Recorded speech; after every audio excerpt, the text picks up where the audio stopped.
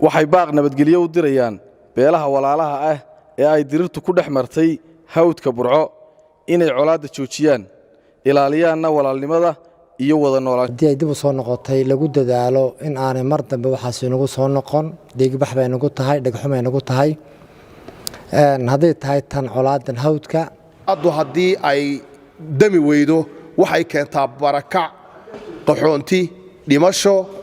iyo maxaan ku yiraahdaa waxay diyaar u tahay dhaqdhaqaaqa nabadgelyo ee soconaya odayaasha dhaqanka, culimo awdiinka iyo xukuumadda iyo waxgaradka kale bulshada. ganacsatada gobolka Togdheer uu heliyo gudoomiyaha rugta ganacsiga ee gobolka Togdheer oo kulan warbaahineed ku qabtay magaalada Burco ee xarunta gobolka Togdheer ayaa baaq nabadeed u diray labada beelood ee walaalaha ee dirirtu ku dhex martay deegaanka Cali Saahid ee gobolka Togdheer. waxaana ugu baaqeen guud ahaanba beelaha walaalaha ku diriraya deegaanka Cali Saahid inay nabad qaataan xaaladana ay dejiyaan. geesta kanana ganacsatada gobolka Togdheer waxay galay baaq nabadeed u direen shaqaaqada ka taagan deegaanka Ceel Afweyn ee labada beelood oo walaalaha ay ku dirirayaan. ganacsatadii kala duwaneed halkaasi ka hadashayna waxaa daladoodii ka mid ahaa sida tan martay hawdka Burco inay colaadda joojiyaan ilaaliyaanna walaalnimada iyo wada noolaanshaha. qodobka labaad waxay baaq u dirayaan dawladda Soomaaliland waxaanay ka codsanayaan ganacsatada shirka baaqa ka soo saaray inay ciidamo dheeraad ah u soo dirto oo lagu xoojiyo kuwii hore u sii joogay si nabadgelyada loogu soo celiyo faraha. qodobka saddexaad waxa baaqaas lagu soo saaray ee ganacsatada soo saartay beelaha kale ee gobolka dega waxaana ugu baaqayaan inay doorkooda ka qaataan arrinta colaadda daminteeda xilna iska saaraan iyagoo oo maraya dariiqo kasta oo lagu heli karo nabadgelyo. qodobka afraad waxaa baaqa loogu diray dhammaan dadka ku dagaalamaya Ceel Afweyn in iyaguna si walaaltinimo leh ay u wada hadlaan una joojiyaan colaadda ku dhex maraysay muddooyinkii u dambeeyey magaalada Ceel Afweyn iyo deegaankeeda. kamida gudida ganacsatada ayaa waxa ay maanta waxa isugu yimi kulan ballaaran ganacsada gobolka waxaana kaga hadlayeen xaaladda gobolka iyo deegaamada kale Ceel Afweyn ka taagan. qodobka koowaad in baaq loo jeediyo dadka walaalaha ah ee Ceel Afweyn iyo hawdka Burco ku dagaalamaya inay joojiyaan colaadda, nabadda qaataan, dadkana la maqlo. sidoo kale waxa ka mid ahayd in cuqaasha madax dhaqameedka iyo waxgaradka labada beelood oo runtii juhdi badan hore u geliyay arintan in markana inay doorkooda qaataan fadhiga ka kaco marka haddii ay dib u soo noqotay lagu dadaalo in aanay mar dambe waxaas inagu soo noqon, dhiigbax bay nagu tahay, dhagxumay nagu tahay. hadday tahay tan colaadan hawdka iyo hadday tahay taa Ceel Afweynba. qodobka labaad wuxuu daaranaa in ay u muuqatay markii waxyaabo badan aanu darisnay maamulka gobolkana oo runtii hore in badan uga hadlay in loo baahan yahay ciidamo dheeraad ah si amniga dadka khalkhal gelinaya ama aan ogolayn in nabad ka dhacdo meesha wax looga qabto. ciidamada hore joogida oo horeba dawladdu dadaalaysay ciidamana geysay laakiin waxa muhiim ah arintaasi ay u dhamaataan dib ugu soo noqon in la helo ciidamo kale oo dheeraad ah. waxaan dawladda ka codsanaynaa arintaas runtii in la maqlo ciidamo dheeraad lagu soo kordhiyo ciidamada hore. waxgaradkuna waxay leeyihiin labada beelood in arintaas waxay ka qabtaan ciidamadaasna hadday yimaadaan runtii waxaan aaminsanahay in aan arintaas dib u soo noqonaynin. qodobka kalena waa dadka kale ama Soomaaliland degan ama gobolka degan ee aan darafka ahayn colaadahan soconaya runtii in fadhiga laga kaco, in walaaltinimadooda iyo wada jirkooda laga shaqeeyo, in sidii dhaqankii caadi ahaan jirtay wax loo galo, in meesha la tago waxgaradka in la arko, dadka waxan wada in la arko. arinta runtii in la xakameeyo iyaguna doorkooda qaataan waa muhiim. waxaanu u jeedinaynaa haddaanu nahay ganacsatada gobolka Togdheer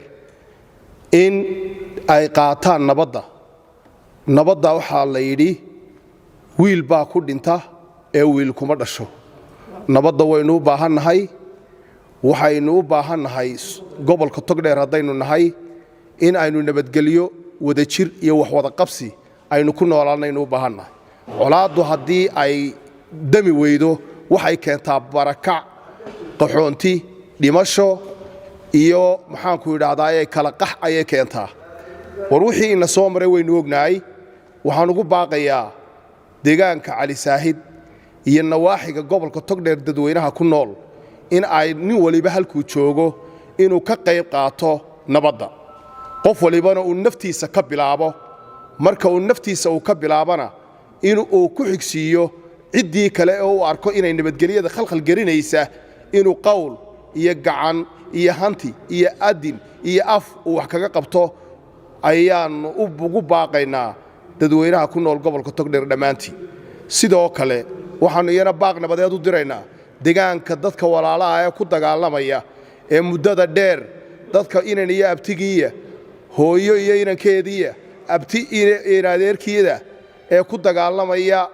maxaan idhaahdaa deegaanka la yiraahdo Ceelaf Weyn waxaanu ugu baaqaynaa in ay nabadda qaataan shaydaanka ka dhex galay iska naaraan nabadii iyo wax wada cunkii iyo ehelnimadii iyo xididnimadii iyo xigaalnimadii ay lahaayeen ay u soo noqdaan gobolka Togdheer waxa uu ku tusuntanaan jiray inuu qaranka iyo dhismaha iyo wanaagga uu ka shaqeeyo waxaad moodaa in baryahan dambe uu martigeliyay waxyaalo aanu dhaqan u lahaan jirin dadkiisu aanay dhaqan u lahaan jirin inuu baryahan dambe martigeliyay marka hore waxaynu baryaynaa Ilaahay subxaanahu wa ta'aala in Ilaahay ummadda walaalaha ah ee colaadeedu ay soo noqonayso Ilaahay subxaanahu wa ta'aala qulubtooda soo jeediyo beerkoodana barcadiso mariyo ganacsatadu waxay diyaar u tahay dhaqdhaqaaqa nabadgelyo ee soconaya odayaasha dhaqanka culimo awdiinka iyo xukuumadda iyo waxgaradka kale bulshadu ay wadaan inay qayb ka noqdaan taageerada ugu muhiimsan ay ka geystaan waxaan ugu baaqaynaa dhalinyarada walaalaha ah ee qoriga sidata ee waxa weeye goobaha colaadu ka jirto ee gobolka Togdheer isku hor fadhiya inay aqligooda ka shaqaysiiyaan waa dad wada dhashay waa dad xidid iyo xigaala waa dad labadooda guri ay isku yaalaan waa dad hadday isku dhintaan hadhowta isku soo noqonaya iyadoo khasaaro badan gaadhay naftoodiina ay baxday berina hadhowto halkaas kala jaan qaadayo shaqadii dib u yeelanaya arinta in laga koray baan anigu moodaynay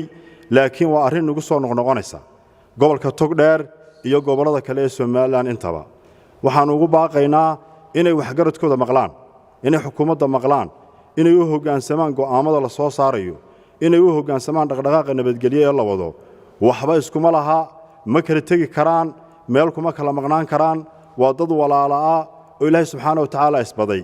shaydaan baa soo dhex galay inay waxa weeye diintooda u noqdaan oo ay aqliyadooda soo celiyaan oo Ilaahay subxaanahu wa ta'aala ay ka yaabaan oo naftooda aanay ku haligin meel aanay munaasab ku ahayn ayaan ugu baaqaynaa waxaanu kale oo baaqa iyagana u diraynaa dadka walaalaha ah ee wada dhashay ee colaadoodu raagtay oo u baahan arintaa in lagu sameeyo waxa weeye baadhitaan xoog leh waxaan aan dhamaanayna muddada dheer soconaya ka soo noqonaya degmada Ceelaf Weyn iyo inta ay xukunto war Ilaahayna abuurtay ka cabsada wadada wada dhashay baa tihiin oo wiil iyo waxa weeye abtigiya oo walaala ah oo guriyo isku mid ay gubanayaan oo waliba gurmad badan reer Soomaaliland iyo dad kale ka baxsanaba ay idin sameeyeen oo la idinku soo noqnoqday inkastoo aan la idinka quusanaynin oo quusto aanay diinteena islaamka ay ku tahay ceeb ay ku tahay oo aan la idinka daalaynin war dadka dhageysto Ilaahayna abuurtay inta ka cabsataan Ilaahay u noqda kaasoo ah baaq nabadeed oo ku saabsan colaadda ka soo cusboonaatay Cali Saahid iyo Bali Samatar waxa kale oo taageersanahay baaqay ku wajahan Ceelaf Weyn beelaha walaalaha isku dilaya